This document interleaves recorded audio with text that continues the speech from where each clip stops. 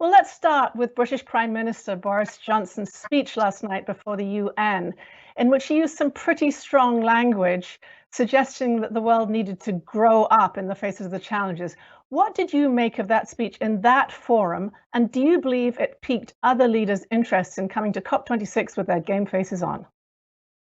I thought it was actually a very good speech. I think it's a typical speech that you would hear from Boris Johnson, where he makes and articulates very clearly why we need to take action, and basically paints the picture of why it's important that we take action now.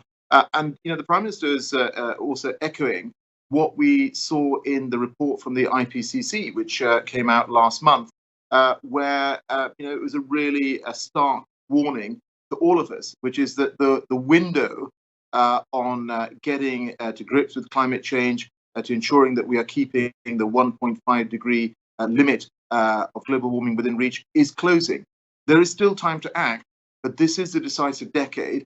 And that's why Prime Minister Johnson, the UN Secretary General, I, and many others have made the case here this week that we must take action collectively on this, particularly the biggest emitters, the G20 nations, accounting for 80% of global emissions.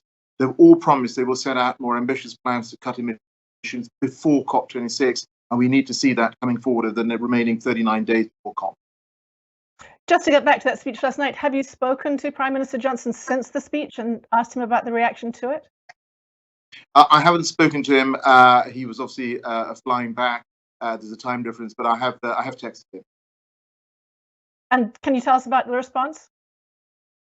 Well, I think the response has been really pretty good in terms of what has come forward from people in the UK, and in fact, the coverage of it. And the Prime Minister has ever made the case for change in a really powerful way, but in a way that connects with people around the world. And I think that is what's so important for us to recognise, that the reason we need to get to grips with this now is because it matters for absolutely every single person on our planet.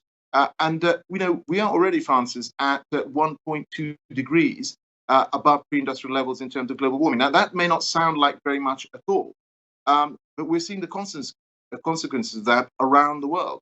You've seen that in the United States, what's happening in terms of the wildfires. We're seeing flooding in China. You've seen in recent weeks terrible flooding, a loss of lives and livelihoods. We've seen the same in Central Europe. In the UK, I hosted a meeting for ministers from around the world in July. And during that period, over a 24-hour period, we had 1 month's worth of rain fall on London. We had flooding in our city. And so this is something that is being felt around the world. And I have been to parts of the world where I have seen, very clearly the impacts of climate change and spoken to communities on the front line. I was in Nepal a few months ago. I went to meet some mountain communities in the Himalayas.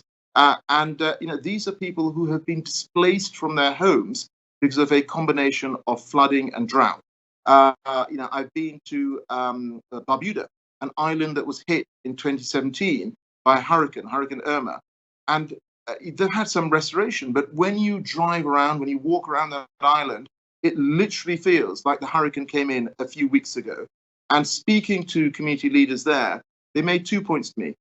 One is that lots of people have not been able to come back because of the devastation that's been forced. So you are seeing migration, and I'm afraid that is going to increase as climate events get worse.